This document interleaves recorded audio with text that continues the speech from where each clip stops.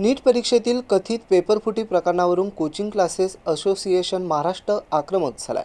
विद्यार्थ्यांच्या भविष्याशी खेळ करणाऱ्यांना तत्काळ आणि कठोर कारवाई करण्याची मागणी असोसिएशनने केली आहे। तसेच या प्रकरणाची उच्चस्तरीय आणि निष्पक्ष चौकशी करून परीक्षा प्रक्रियेत अधिक पारदर्शकता आणावी अशी मागणी पत्रकार परिषदेत करण्यात आली आहे। आजची प्रेस याविषयी आहे की नीटचा जो पेपर लीक प्रकरण आहे, तात्काळ हे जे याच्यामधले शिक्षा म्हणजे जे दोषी असतील यांना तात्काळ कठोर शिक्षा व्हावी की भविष्यात विद्यार्थ्यांचं आणि पालकांचं यांनी पुन्हा कधीही नुकसान होऊ नये।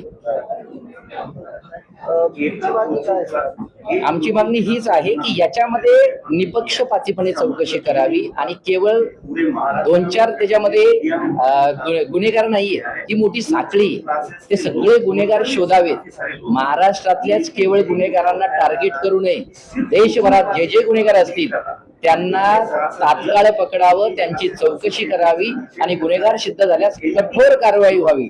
भविष्यात अशी घटना कोणीही करण्यास हिम्मत सुद्धा करणार नाही।